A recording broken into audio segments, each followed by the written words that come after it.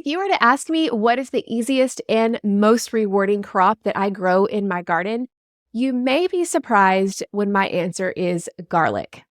I mean, when the general public thinks about gardening, is an image of garlic even in the picture? Probably not. But I do stand by my answer. Give me a crop that I plant, do very little maintenance with, and 8 to 9 months later, like a baby human, I get to harvest, often enough for an entire year. Sign me up. Growing garlic is easy, but growing large bulbs that you can be proud of, well, that takes a little more know-how than plopping a clove into the ground.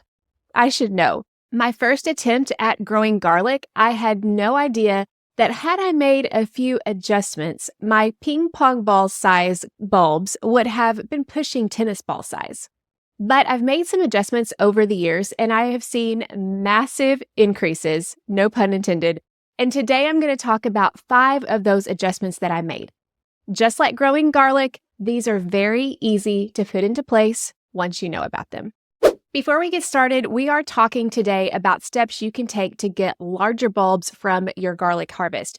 But if you're new to growing garlic or you haven't had success in the past, my next live workshop, The Beginner's Guide to Growing Garlic, will give you the detailed step-by-step in how to grow garlic in your garden from variety selection all the way through harvest, curing, and storage.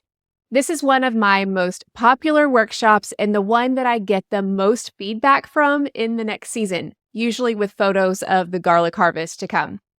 Garlic truly is my most hands-off crop that I grow, and it's very easy once you learn these basics. So I would love for you to join me this Thursday on October 10th, and you'll learn how to choose the garlic that you want to grow and that grows best in your area, when to plant, how to plant, what to do over the winter and into the spring, when to harvest, and what to do with it after the harvest.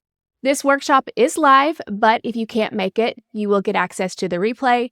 Make this year the year that you grow garlic in your garden, and next summer, you will thank yourself for doing it. All you have to do is go to journeywithjill.net/garlic workshop to get your ticket for only $19 if you purchase before the live event. Again, that's journeywithjill.net/garlic workshop. We'll also have a link in the description. Let's dive in now to the 5 adjustments that you can make to grow larger garlic. Adjustment number 1 is to pick the best type for your climate.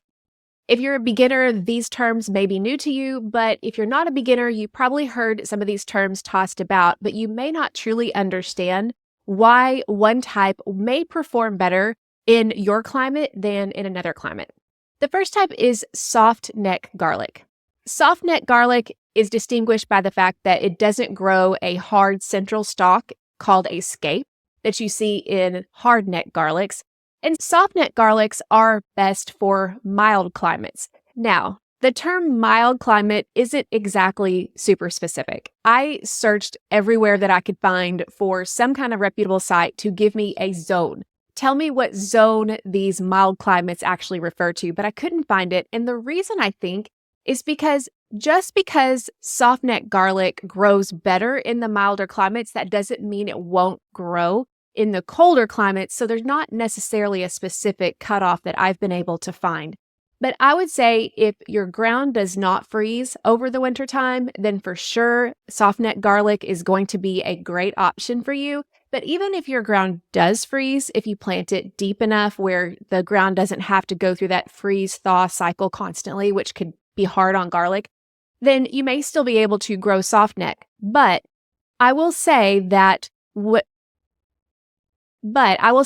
from what I've seen from other gardeners, the further north that you get, the less large those soft neck garlics are going to be in general.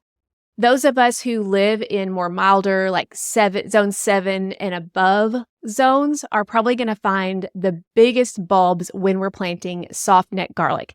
There is an exception. We'll get to that in just a minute. But generally, soft neck is going to give large bulbs to those of us in more mild climates. On the other hand, we've got hard neck garlics.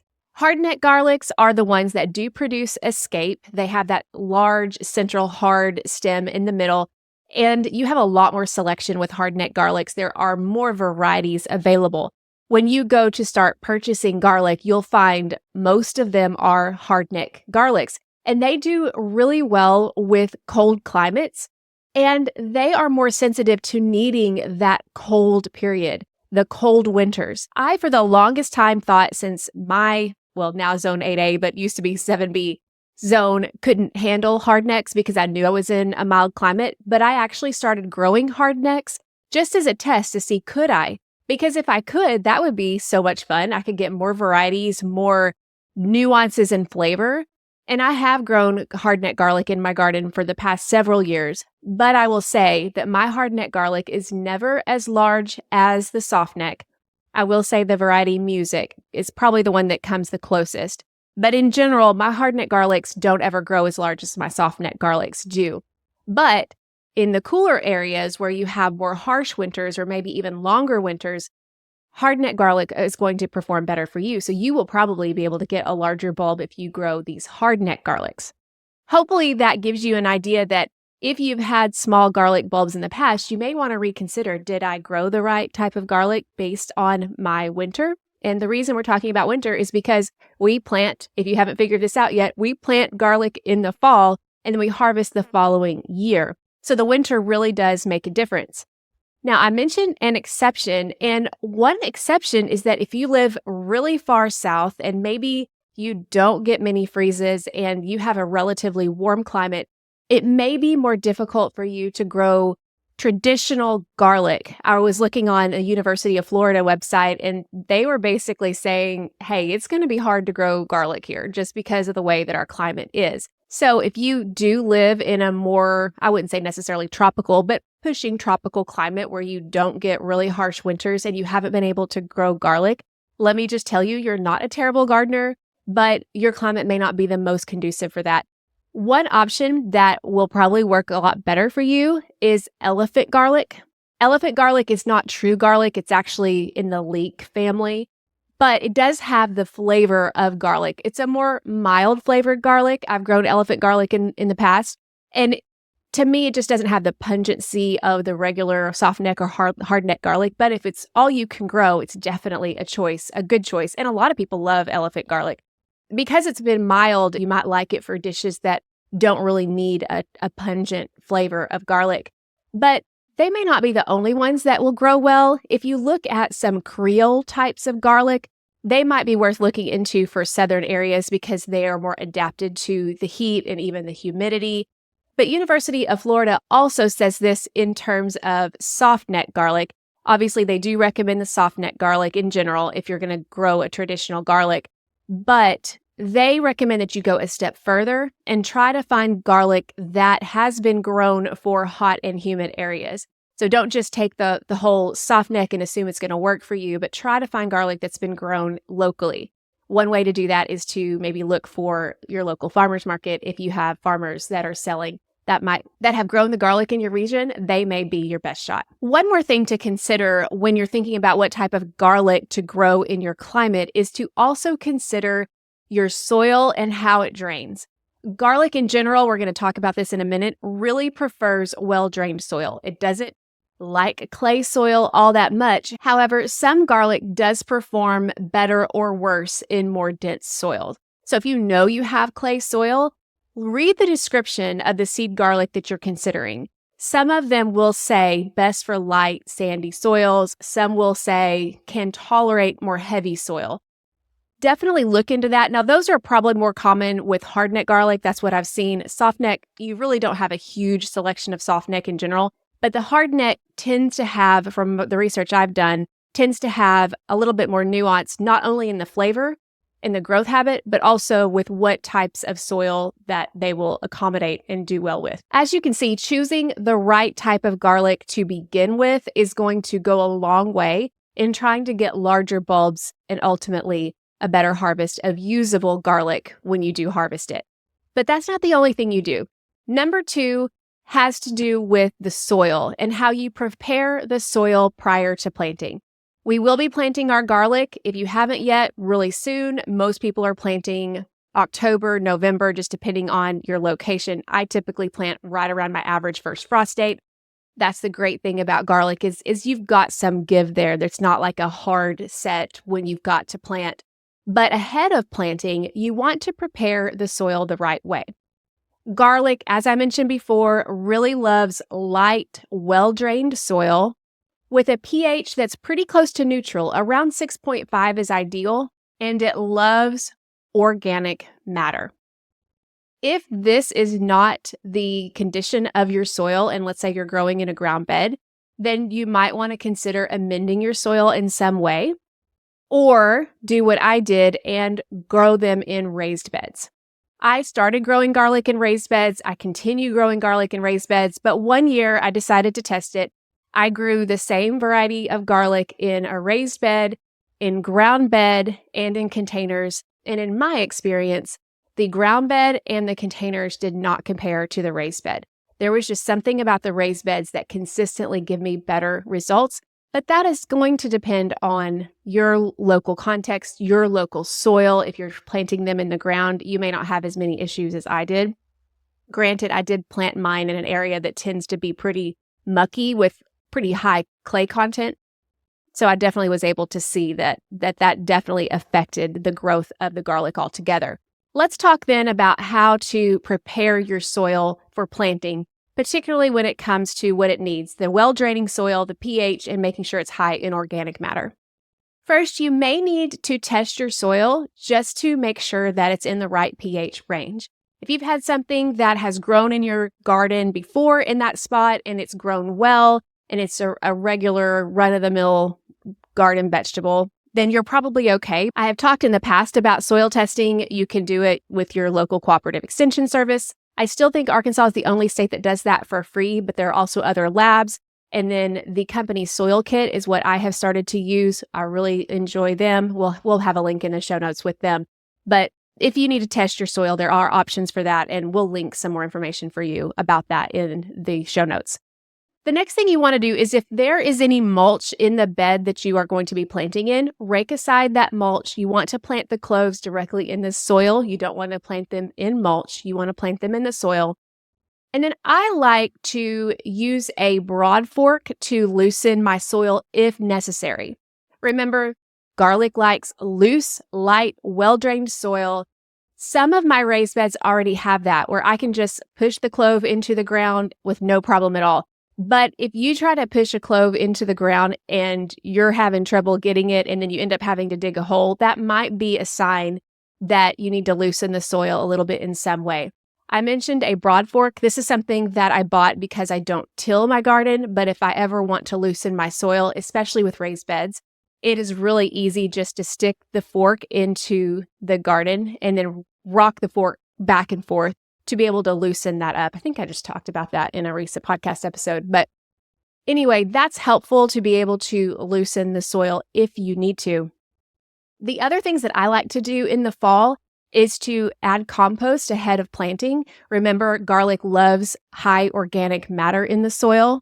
Compost is the best way to do that. Last year, I added some chicken manure to the soil, and I added it about 4 weeks or 6 weeks before I planted the garlic. I don't know that amount of time is all that necessary, but I kind of wanted to let the chicken manure be able to start to break down a little bit before I planted the garlic. And just for clarification purposes, this was a chicken manure pine shavings blend. It was the bedding in my chicken coop. So it wasn't pure nitrogen chicken manure. That may be a little bit hot to add to the ground. But I did that about 4 to 6 weeks ahead of planting my garlic. And then when it was time to plant, I raked away the pine shavings that hadn't decomposed yet to plant the garlic. And then I put the mulch back on after I planted. But I feel like that helped because garlic does like nitrogen, especially in its early growth in the spring. So being able to add that nutrient content in the form of nitrogen and organic matter with compost, I have found in my experience that has definitely helped. I've also found that planting a cover crop in the summer, which I didn't do this year in the bed, but if I planted a cover crop like buckwheat or clover or something like that in the summer, and then I would cut it down at the soil level a few weeks ahead of time, let it start to decompose a little bit in the soil, I found that really helped with soil texture. The times that I have planted my garlic where the soil was loose and I could just feel the texture was the right texture, I ended up having a better harvest come the next summer. So step number 1 is to pick the right type for your climate. Step number 2 is to prepare the soil the right way. And in the next 2 steps, we'll talk about planting. Today, we're talking about growing garlic to get larger bulbs. But if you haven't gotten your seed garlic yet, is it too late? Possibly from some places. Garlic is one crop that tends to sell out really quickly, but not at Wood Prairie Family Farm, the sponsor of today's episode. You know of Wood Prairie for their certified organic seed potatoes that I love to grow, but you may not know that they also sell seed garlic. They have a great selection of some of my favorites. The softneck and Chilean red, which is a staple in my garden, one that I save and I plant over and over and over again each year. And the hardneck music, which is a popular, dependable variety for many different climates. They also have some tasty hardneck selections like Chestnut Red, Red Russian, and Georgian Fire.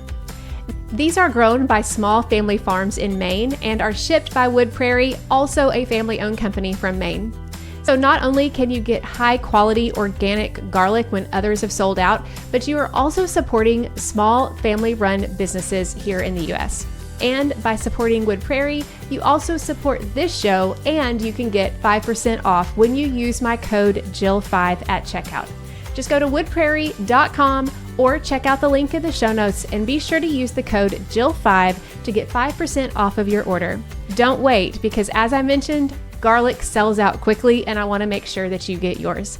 woodprairie.com and use my code Jill5. Big thanks to Wood Prairie for supporting this podcast. Step number 3 to growing large garlic is to give them room to grow. I am all about intensive planting and trying to squeeze as much as I can into a garden space, but that is not the case with garlic. The closer they are, the smaller the result will be. They don't like competing with other things or with each other. I give my garlic a 6-inch spacing minimum. Some farmers talk about doing 6 inches apart, but then 8 inches between rows. I found that if I can do a couple of rows, but then stagger them a little bit, that's kind of a good happy medium to give them plenty of space. Whether you're doing this in raised beds, in the ground, or in containers, and I know in containers it's really easy to be tempted to plant them close together, still try to maintain that 6-inch spacing so that each clove that you plant is going to have 6 inches all the way around to be able to take up all the water and all the nutrients that it needs. I've seen the difference that it makes, and I think it's really important to maintain that spacing if you want to get larger bulbs. When it comes to planting the cloves themselves, let me give you a quick tip. This actually isn't one of the 5, but I think it probably needs to be number 3.5 or something because it's really important. Choose the largest cloves to plant. When you order your garlic, your seed garlic, you're going to get a bulb, just like you would get at the grocery store. And each of those bulbs is going to have varying sizes of cloves. The larger cloves that you plant are going to ultimately equal the larger bulb size at harvest. That's because there's more energy in that clove to be able to support and grow, help the plant start growing. Those little slivers that you might get from the bulb, whether you buy them as seed garlic like we all usually start out doing, or if you have saved some from your previous year, which, by the way, I teach you how to do that in the workshop, save those slivers for your kitchen. Here's a fun idea. If you buy a variety of garlic that you've never tried before, let's say you buy Georgian Fire from Wood Prairie and you've never actually tasted it. And let's say you've never tasted homegrown garlic anyway, and all you've ever tasted is what you buy at the store. Those store-bought varieties are softnecks, so they're going to be pretty mild. But if you start getting into hardneck garlic, and you can grow hardneck garlic, the flavors are going to be different and sometimes pungent, sometimes spicy.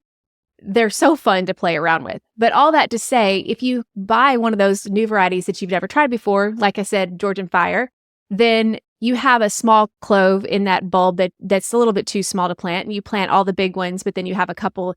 Taste it, see what the flavor is like, and then you can be excited about what you might be able to harvest the next summer and get an idea what that flavor profile is going to be.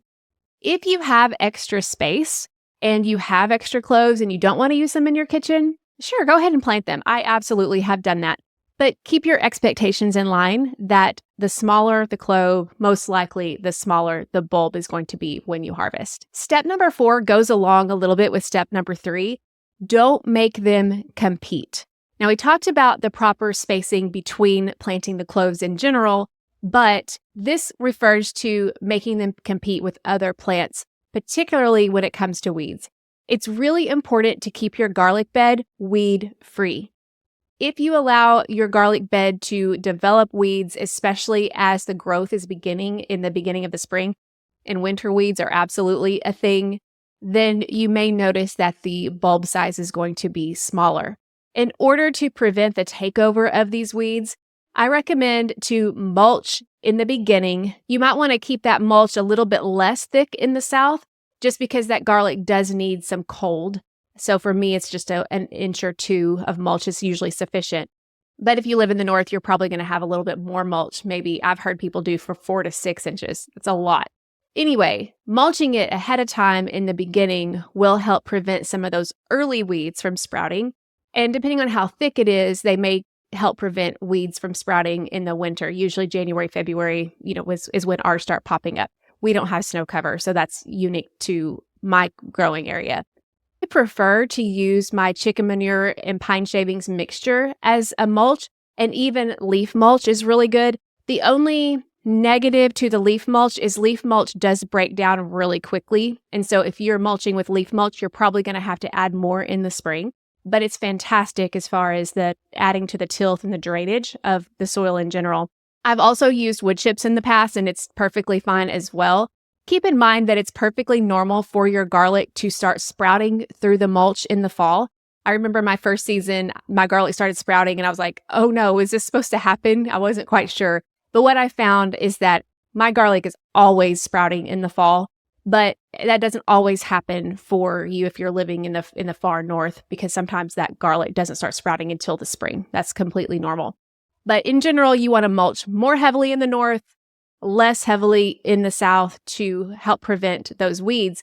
Then in the spring, you may need to go back through and weed when those winter weeds start coming up, if they come up through the mulch, or if they haven't yet, when those garlic sprouts start growing in, I would say, for me, it's late January. It usually corresponds when the daylight starts getting longer. Then it'd be a good time to add some more mulch to that to help prevent some of those weeds from taking root, because you want those garlic plants not to have to compete with anything. That's really the main maintenance you have to do throughout the entire growth, is just to stay on top of the weeding. And if you are proactive and you're doing mulch, then you won't have to do that all that much. Hey, just jumping in here, and chances are you're probably listening to this on the go. You probably don't have something in your hand to take notes. That's okay. I want to direct you to a free download that I have called the Garlic Cheat Sheet. This is going to be very basic information that you need to know to get started growing garlic, especially if you've never grown it before. You can go to journeywithjill.net/garlic cheat sheet to get this free download. That link is also going to be in the show notes. In addition, I do have a few other resources that you might be interested in. We'll link these in the show notes. One is my YouTube video of when I planted my garlic last year and how I did that in my garden. We also have a couple of blog posts regarding garlic. One of them in particular you might be interested in, especially if you have questions about the differences between the different varieties. I have a blog post about types of garlic you can grow in your climate, and I break it down by variety. And you might be interested in that. And if you want to dive deep into growing garlic, I've done lots of podcasts in the past about growing garlic, and we're going to have a direct link to every garlic podcast that I've ever recorded, so you can binge on those and get the information that you need. But ultimately, I hope to see you at the live workshop on Thursday, where we're going to go in depth, give you step by step. And of course, you can get that link in the show notes as well at journeywithjill.net/garlic workshop. Now, I know this was a lot, so check out those show notes and decide what you think is your best next step, whether it's getting a ticket to the workshop, downloading the cheat sheet, or taking a listen to all those podcast episodes. My goal is with all of this that you will grow garlic and you will be so excited about it next season. Let's get into step number 5 to finish out today. Step number 5 has to do with irrigation, and thankfully there's not a whole lot to this step. but it's one of those questions I get asked often. And it's important to understand what the requirements of garlic is when it comes to irrigation. The first thing you want to do is irrigate well at planting. That way, the cloves have a chance to develop root systems initially. What you want to do is give them a good soaking at planting, and I prefer to time it where I don't have to actually irrigate. I try to time it where right around my average first frost date, I am looking at the weather, and if I can plant my cloves of garlic right before a rain, I do that and call it good. I know that ideally, I guess you're supposed to irrigate immediately after, but I have been doing it this way for many years, and that has eliminated me having to do any supplemental irrigation at planting time, especially right around the time of my average first frost date, when usually I'm disconnecting the irrigation hoses anyway. But the main thing is you want it to get a good soaking at planting, and then that's usually sufficient. And for me, I'd never have to water my garlic all winter long just because, number one, it's going to be cold. The garlic isn't growing that much. It really is more in a dormant state. So it's not going to be taking up a whole lot of water. And the winter rains that we do end up getting are sufficient. I don't then have to worry about watering my garlic until the average last frost has passed or the last frost of the spring has passed, and I start hooking up my irrigation. That's when I start irrigating garlic, which coincides to when it really does need to start getting more water. And in my climate, we have our wettest time of the year in the spring, so the spring rains usually take care of that as well. For me, then, I water well at the beginning, and I don't have to do anything until I hook up my irrigation after the frost has passed, when it starts getting warmer as well. But consider your climate and how your climate patterns go. If you live in a dry climate, if you don't get a whole lot of rain or snow cover in the wintertime, then you may want to consider supplemental irrigation on occasion. But keep in mind that these do not need to be watered a whole lot. Again, they're not growing. It's not super hot, so they're not transpiring. We're going to be talking about that in next week's episode. So err on the side of less over the wintertime because you don't want to get it so saturated that the garlic ends up rotting.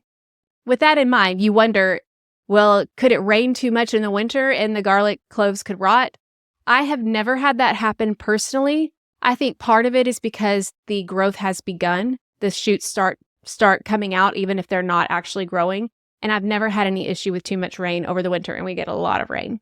But that's definitely something to keep an eye out for if you notice that your garlic doesn't sprout. I have seen that very occasionally where people will say, my garlic never sprouted. It's possible it might have rotted in the ground, but I haven't seen that much. So that's really not something I would worry too much about at this point. But if you do run into that, then you might go back and consider your irrigation. But I wouldn't really be worried about it at all your first year. I would just follow the whole soaking at planting and then watching it until the spring comes. The last thing that I'll add here is I mentioned earlier how garlic uses nitrogen, and many places recommend to add nitrogen to the soil at the time that the garlic starts waking up in the spring, up to every other week. I have never had to do that. I've never had to add nitrogen to my soil, and I think part of it is because I'm starting with good soil, with good compost. If I add any nitrogen, it's in the form of my own chicken manure in the fall, and I've never had to add anything extra.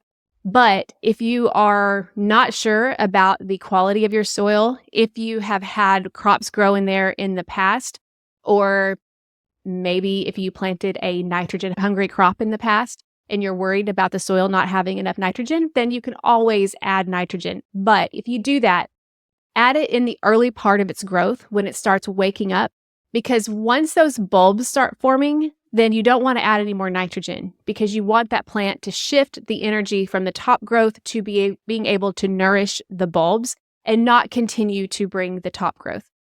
Again, this is something I wouldn't worry about. If you're starting out with the right soil to begin with, I don't think you have to worry about adding nitrogen. But if you're worried about your soil, wait to do it until your plants wake up. And then once they're really bright and green and vibrant, I would start kind of backing off toward when you get closer to harvest. Maybe, I probably should have looked this up, but I would say probably a month to 6 weeks before harvest, I would say back off and don't add any more nitrogen to that. Let's then recap the 5 adjustments that I recommend you make if you want to get larger garlic bulbs at harvest. Number 1, pick the variety or the kind that fits your climate in your garden the best. Number 2, prepare the soil the right way, emphasizing well-draining soil, good pH, high in organic matter. Number 3, give the garlic room to grow at least 6 inches between each clove that you plant. Number 4, don't make them compete either with each other or with weeds. And number 5, irrigate at planting and then turn on your irrigation in the spring. Now, again, these are just high-level overviews of some quick changes that you can make to get bigger garlic than you got last year. Or if you're a first-time gardener, these are really good things to know when you're planting garlic this year. But just a reminder that Thursday, I would love for you to join me in my live workshop, The Beginner's Guide to Growing Garlic, if you haven't participated in the past. I will be going over step by step how to plant, grow, harvest, cure, and save your garlic for the next season. I have bought seed garlic from different companies from time to time over the years, but that's only because I've wanted to try different varieties. I haven't had to, because I've been able to save my garlic from year after year after year using this method. So yes, if you are a first-time garlic grower and you see the sticker price on some of these seed garlic, I know it's hard to swallow, but if you think about how if you can continue to harvest your garlic I've been growing mine for about 10 years, then eventually that just becomes a way that you can grow your own food without any other input.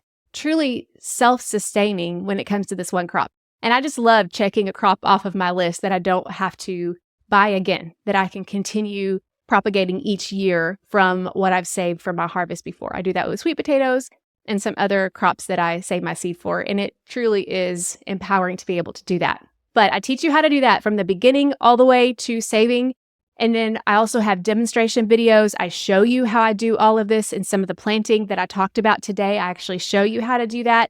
You'll also get a workbook so that you can take notes and go back to some things that you learned. You'll want to do that especially because when it comes time to harvesting next year, you may have forgotten what I said and your notes can be something you can go back to.